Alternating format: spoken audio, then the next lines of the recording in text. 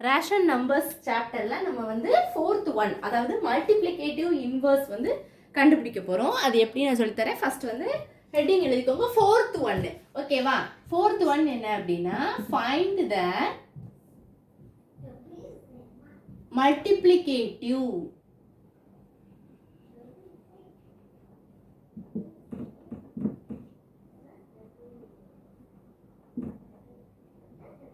find the multiplicative inverse of the following.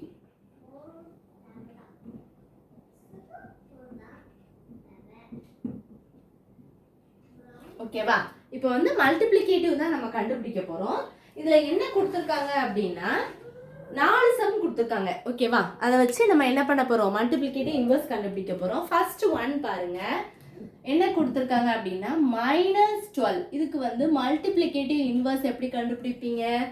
நீங்க எதுவுமே இல்லை, கீழே வந்து எதுவுமே இல்லை அப்படின்னா 1 போட்டுக்கோங்க. அப்போ நம்ம வந்து ஃபர்ஸ்ட் என்ன போட்டுக்கணும்?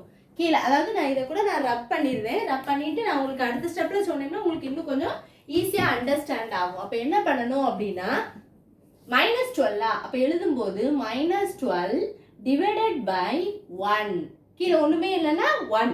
அப்போ தலைகீழா போகும்போது 1 டிவைடட் பை -12. இதுதான் ஆன்சர். ஓகேவா? அண்டர்ஸ்டாண்ட் ஆயிடுச்சா? செகண்ட் சம் போலாமா? அடுத்து செகண்ட் ஒன் என்ன கொடுத்துருக்காங்க அப்படின்னா என்ன கொஸ்டின் கொடுத்துருக்காங்க?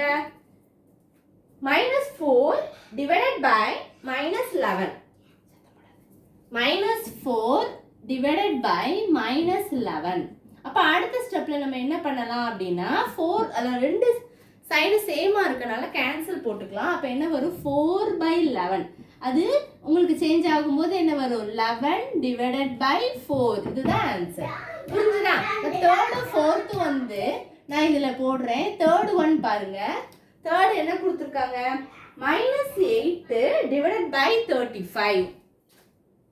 -8 divided by 35.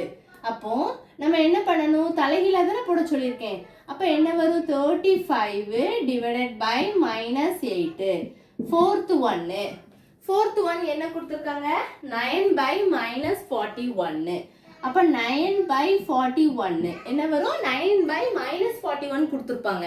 அப்போ நீங்கள் எப்படி செய்யணும் அப்படின்னா எழுதும் போது 41 டிவைடட் பை என்ன வரும்? 9 அப்படி இன்டர்சேஞ்ச் ஆயிரும். அவ்வளோதான், எல்லாமே உங்களுக்கு அப்படி தலைகீழ வரும். இதுதான் வந்து என்னது? மல்டிப்ளிகேட்டிவ் ரெசிப்ரோக்கல், அதாவது சேஞ்ச் ஆயிரும்.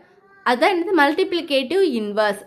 இப்போ ஒரு நம்பர் மட்டும் சிங்கிள் டிஜிட் மட்டும் கொடுத்துருக்காங்கன்னா நீங்கள் ஒன்றும் இல்லைன்னா 1 போட்டுக்கோங்க. போட்டு பண்ணிங்கன்னா உங்களுக்கு ஈஸியாக ஆயிரும். அப்போ 12 டிவைடட் பை 1 தலைகீழாக போகும்போது 1 டிவைடட் பை -12. இப்போ சேம் மார்க்கை கேன்சல் பண்ணால் 4/11 ரெசிப்ரோக்கலாமா 11/4. -8/35 35/-8. இப்போ ஃபோர்த் ஒன் 9/-41 தலைகீழாக போகும்போது என்ன வரும்? -41 டிவைடட் பை 9. இவ்வளோதான் வீடியோ. ரொம்ப சிம்பிள், இம்பார்ட்டன்ட். இது வந்து 1 வேர்டில் தான் கேட்பாங்க.